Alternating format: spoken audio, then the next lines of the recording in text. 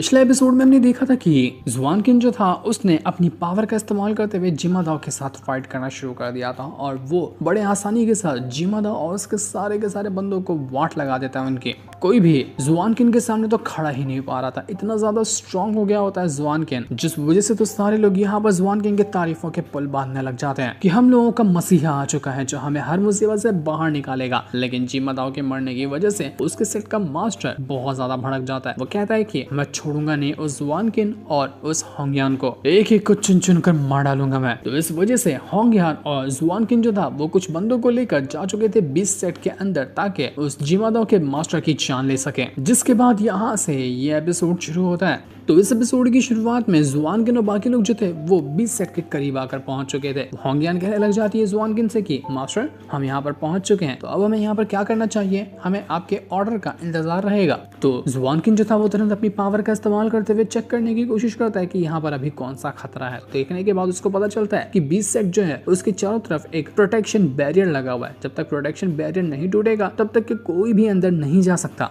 तो जुआन किन कहने लग जाता है कि हमें पहले उस प्रोटेक्शन बैरियर को तोड़ना होगा, उसके बाद ही हम यहाँ से आगे बढ़ पाएंगे। तो ये सुनकर होंगयान कहने लग जाती है उसकी फिक्र आप मत करिए, हम यहाँ पर बैरियर तोड़ते हैं, उसके बाद आप आराम से एंट्री मारना अंदर एकदम धमाकेदार वाली और सारे दुश्मनों की वाट लगाकर उनको धूल चटा देना। तो वो सारे के सारे लोग यहाँ पर अपनी पावर को एक साथ एक्टिवेट करना शुरू कर चुके थे और अपनी पावर का इस्तेमाल करते हुए उस बैरियर को तोड़ने की कोशिश कर रहे होते हैं ताकि उनके लिए अंदर जाने का रास्ता बन जाए। देखते ही देखते उनकी पावर की वजह से वो जो बैरियर था वो काफी हद तक टूटता हुआ नजर भी आ रहा था और थोड़ी देर की मेहनत के बाद वो जो बैरियर होता है वो पूरी तरह से टूट जाता है और अब उनके लिए अंदर जाने का रास्ता खुल चुका था, जिस वजह से वो काफी खुश होते हैं कि अरे वाह ये बैरियर तो आसानी से टूट गया। अब अंदर आने के बाद वो सीधा का सीधा गेट पर आकर पहुंच चुके थे उसी 20 सेट के, ताकि अंदर जाकर वो सभी की वाट लगा सके। लेकिन जैसे वो लोग अंदर क्या जा पाते कि इससे पहले ही वहां पर 20 सेट के जितने भी बंदे थे वो सभी आकर पहुंच जाते हैं और उन्होंने चारों तरफ से घेर लिया था सारे लोगों को। वहां पर एक कमांडर भी होता है, वो कहने लग जाता है कि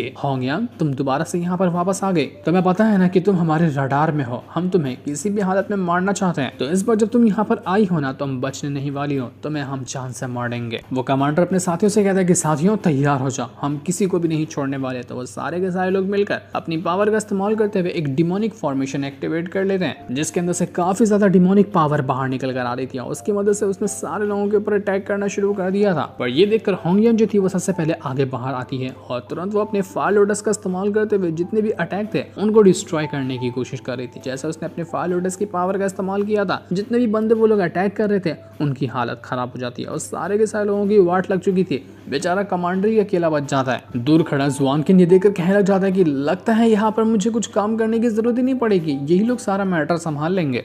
देखो तो जरा होंगयान कितनी ज्यादा स्ट्रांग है, ये तो आसानी के साथ सभी की वाट लगाई जा रही है, चलो मैं बच गया। तब वहीं वो जो कमांडर था वो काफी ज्यादा भड़क चुका था। वो तुरंत अपनी पावर का इस्तेमाल करते हुए एक खतरनाक अटैक देकर क्या मारता है कि यहाँ पर होंगयान का जो फायर लोटस था वो वाला अटैक डिस्ट्रॉय हो चुका था। फायर लोटस यहाँ पर खत्म हो गया और वो कमांडर बहुत ज्यादा भड़का हुआ होता है ताकि वो किसी की भी जान न बख्शे। ये देखकर सभी परेशान हो जाते हैं कि अब हम यहाँ पर क्या करेंगे। लेकिन तब वहाँ पर एंट्री मारता है जुआन किन मैटर को संभालने के लिए। लेकिन उसके आते साथ ही जितने भी कमांडर और बाकी सिपाही लोग थे वो तुरंत वहाँ से भाग जाते हैं। उसको देखते साथ ही ये तो हमें पक्का मार डालेगा, हमारी भी सोल बाहर निकाल कर ये हमारी जान लेगा। बिना कुछ करे उसके दहशत से ही सिपाही वहाँ से भाग चुके थे, जो देख कर तो जितने भी लोग वहाँ मौजूद थे वो सभी के सभी एकदम खुश हो जाते हैं। वो लोग एकदम इम्प्रेस हो चुके थे कि जरा मास्टर का जलवा तो देखो, इनके आते साथ ही यहाँ पर भूकंप आ गया, वैसे फटी पड़ी है इन लोगों की। तो जुआन किन जो था वो यहाँ पर कहने लग जाते हैं कि साथियों चलो अब अंदर चलते हैं, अंदर जाने की बारी है।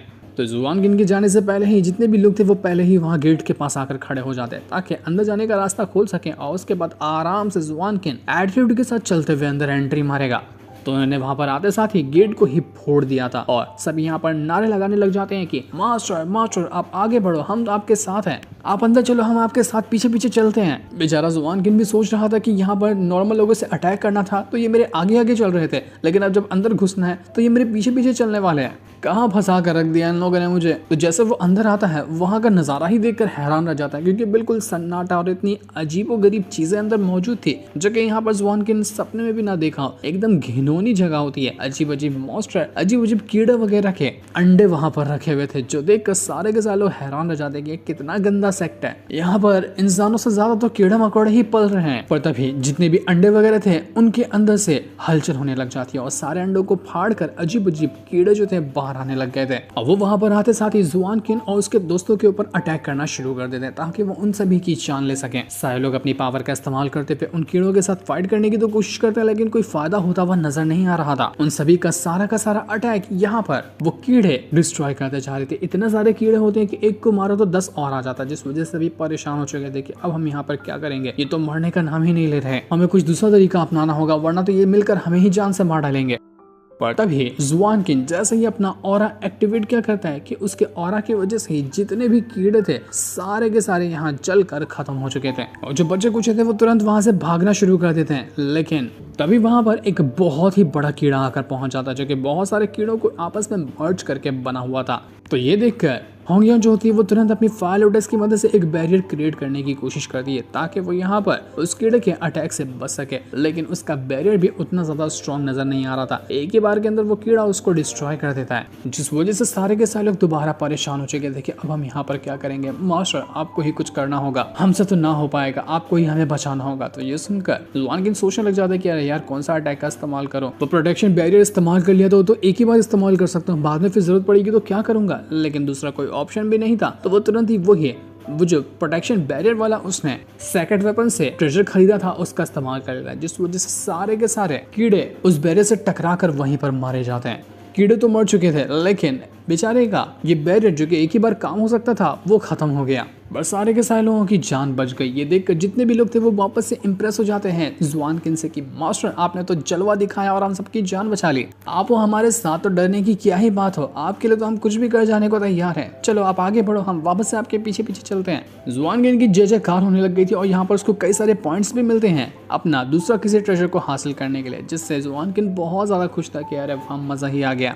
जिसके बाद वो सारे के सारे लोग दोबारा से आगे बढ़ना शुरू कर चुके थे। लेकिन जैसे वो यहाँ पर आकर देखते हैं उनको पता चलता है कि यहाँ पर तो इस 20 सेक्ट का लीडर मौजूद ही नहीं है। आखिर वो लीडर कहाँ जाकर छुप गया, कहीं वो डर के मारे भाग तो नहीं गया ना हमारे मास्टर जुआन किन का जलवा देखकर। लेकिन तभी वहां पर उस 20 सेक्ट का जो लीडर था उसकी आवाज आने लग जाती है। वह बहुत ज्यादा भड़का हुआ था और पूरे गुस्से के साथ वो यहाँ पर आने के बाद जुआन किन से कहने लग जाता है कि जुआन किन, डिवाइन एम्परर की पावर है ना तेरे पास, आज जरा अपनी पावर का जलवा तो दिखा, मैं भी देखना चाहता हूँ कि तेरे अंदर कितनी ज्यादा ताकत है कि तो मेरे सामने टिक पाता है या नहीं टिक पाता। आज मैं यहाँ पर तुझे जान से मार डालूंगा, उसके बाद दिखाऊंगा कि असल में पावर किसे कहते हैं। वो तुरंत यहाँ पर अपनी पावर का इस्तेमाल करते हुए खुद को ट्रांसफॉर्म करना शुरू कर देता है और जहाँ वो थोड़ा छोटा सा नजर आ रहा था वो खुद को एक बहुत ही ज्यादा पावरफुल बीस्ट में ट्रांसफॉर्म कर चुका था, जिस वजह से वो बहुत बड़ा और काफी ज्यादा डेंजरस नजर आ रहा था। ये देखकर जुआन किन भी हैरान रह जाता है कि इसकी भैंस की टांगे तो छोटा था तभी भी इतना डेंजर दिखता था, अब तो इतना बड़ा हो गया, ये 8-10 माली जितना बड़ा हो चुका है, अब इसका अटैक का सामना मैं कैसे करूंगा, मेरे पास तो कोई वेपन भी नहीं है। वो जो लीडर था वो काफी ज्यादा भड़का हुआ था, अपनी पावर का इस्तेमाल करते हुए जुआन किंग के जितने भी दोस्त वगैरह थे और होंगियांग थी उन सभी को कैद कर लेता है। वो लोग कुछ कर ही नहीं पा रहे थे ताकि अब वो यहाँ पर अकेले जुआन किंग के साथ फाइट करते हुए वो उसकी जान ले सके। जुआन किंग बेचारे के पास कोई वेपन तक के नहीं है जिसकी मदद से वो इस लीडर का मुकाबला कर सके। ऊपर से उसने अपना वो प्रोटेक्शन बैरियर भी इस्तेमाल कर लिया, जिस वजह से वो कंफ्यूज होता है कि अब मैं करूँ तो करूँ क्या। और उसके बाद वो लीडर उसके ऊपर एक खतरनाक अटैक करने के लिए तैयार था। सारे के सारे लोग परेशान थे और एक्साइटेड भी थे ये देखने के लिए कि अब जुआन किंग कौन सा स्टेप लेने वाला है ताकि वो इस लीडर को मार पाए। तब वो जो सेकंड वेपन था वो जुआन किंग से कहने लग जाता है कि देखो जुआन किंग, मैं यहाँ पर एक बहुत ही कमाल का आर्टिफैक्ट महसूस कर पा रहा हूँ जिसको तुम हासिल कर सकते हो अगर तुमने अपना दूसरा वाला आर्टिफैक्ट वाला जो रिवॉर्ड मैंने दिया था उसे एक्टिवेट करो। तो क्या तुम उस रिवॉर्ड को एक्टिवेट करते हुए आर्टिफैक्ट को हासिल करना चाहते हो जिसकी मदद से तुम इस लीडर को मार पाओगे? तो जुआन किंग कहता है कि नेकी और पूछ हाँ बिल्कुल करो उसको एक्टिवेट। तो जैसे ही जुआन किंग के कहने पर वो आर्टिफैक्ट यहाँ पर उस रिवॉर्ड को एक्टिवेट क्या करता है कि पूरे 1000 माइल्स के अंदर जितने भी पावरफुल वेपन होते हैं उन सभी को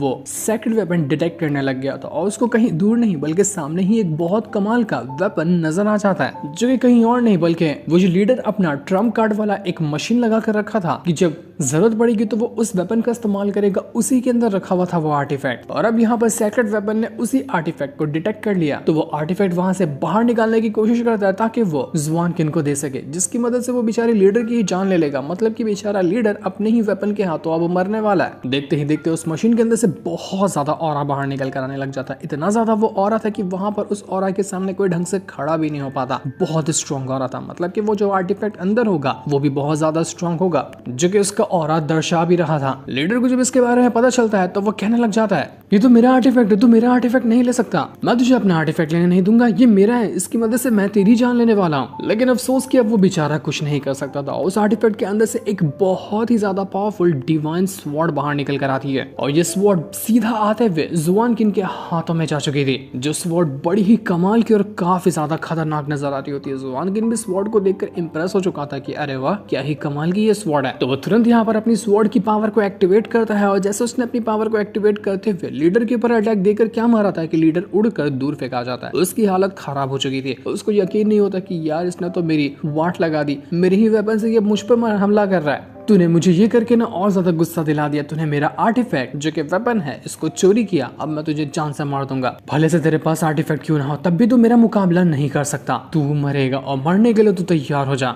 तो वो बेचारा जैसे ही एक और अटैक करने वाला था जुआन किन के ऊपर की, जैसे जुआन किन ने अपने हाथ में स्वॉर्ड क्या पकड़ा था, स्वॉर्ड से टकरा कर वो बिल्कुल बलून की तरह उड़ते हुए दूर फेंका जाता है। वो तो जुआन किन को टच तक नहीं कर पाया था, उसके करीब तक नहीं आ पाया था, पहले ही उड़कर वो दूर फेंका गया। मानना पड़ेगा ये स्वॉर्ड थी बड़ी कमाल की। इसके बाद स्वॉर्ड के अंदर से खुद ही बहुत ज्यादा ऑरा बाहर निकल कर आने लग जाता है, जो कि एक थंडर की पावर थी, और वो स्वॉर्ड अपनी फुल पावर को यहाँ अनलीश करने की कोशिश कर रहा था। जिसकी उसकी पावर अनलीश हो रही होती है, पूरी जगह पर वो थंडर वाला ऑरा फैल चुका था, हर तरफ थंडर की बारिश होने लगती है, जो देखकर सभी घबरा जाते कि भाई साहब इस स्वॉर्ड को हुआ क्या, ये स्वॉर्ड आखिर करना क्या चाहता है। लेकिन उस लीडर को पता था कि यहाँ पर क्या हो रहा है, उसको अपनी मौत अपनी आंखों के सामने नजर आ रही थी, क्योंकि ये उसी की स्वॉर्ड थी, और उसको पता था कि जब स्वॉर्ड इतनी थंडर पावर एक्टिवेट करती है तो क्या करती है वो। लेकिन अफसोस की बेचारा वो कुछ सोच समझ पाता, इससे पहले वो स्वॉर्ड सीधा का सीधा आर पार जाकर फाड़ चुकी थी उसी लीडर को। लीडर के आर पर वो स्वॉर्ड घुसी और वहां पर वो लीडर मर चुका था, अपने ही स्वॉर्ड के हाथों वो मर गया। बस फिर क्या था, सारे के सारे लोग अब दोबारा से जुआन किन की जय जयकार करना शुरू कर देते कि मास्टर आपका जलवा ही इतना कमाल का है ना, जिसकी कोई हद नहीं है, आपने तो हम सबको अपना दीवाना बना दिया। बाकी लोग तो खुश थे ही, उससे ज्यादा खुश जुआन किन खुद था उस स्वॉर्ड को हासिल करके कि सच में यार बहुत कमाल की स्वॉर्ड थी, मेरा दिल खुश हो गया स्वॉर्ड को लिए हुए, अब तो मैं हमेशा इसी स्वॉर्ड का इस्तेमाल करूंगा दुश्मनों की धज्जियां उड़ाने के लिए। सारे के सारे लोग जब यहाँ पर जुआन किन से इंप्रेस हुए थे तो उनके वापस से पॉइंट्स निकल कर जाते हैं जुआन किन के पास, जिसकी मदद से वो आगे के भी कुछ वेपन और अपनी कल्टीवेशन से जुड़ी हुई चीजें हासिल कर पाएगा। जुआन किन सारे लोगों से कहना चाहते कि देखो इतनी जल्दी खुश होने की जरूरत नहीं है, एक बार पूरे के पूरे 20 सेट का नजारा लो, देखो कि कहीं कोई यहाँ पर दुश्मन छुप कर तो नहीं बैठा हुआ, अगर जो भी दिखता है तो सबको जान से मार देना। तो सारे के सारे लोग यहाँ पर 20 सेट को अच्छे से देखते हैं कि यहाँ पर कोई बीस्ट या कोई दुश्मन छुपा हुआ तो नहीं है। तो चेक करने के बाद वो जुआन किन को बताने लग जाते कि नहीं नहीं मास्टर, कुछ भी नहीं है, यहाँ पर सब के सब खत्म हो चुके हैं, पूरा का पूरा 20 सेट खाली हो गया, तो अब आपको फिक्र करने की कोई जरूरत नहीं है। ये सुनकर जुआन किन भी खुश हो जाता है, वो कहता है कि ठीक है, फिर जब यहाँ का मैटर शांत हो गया है ना, तो अब हम चलते हैं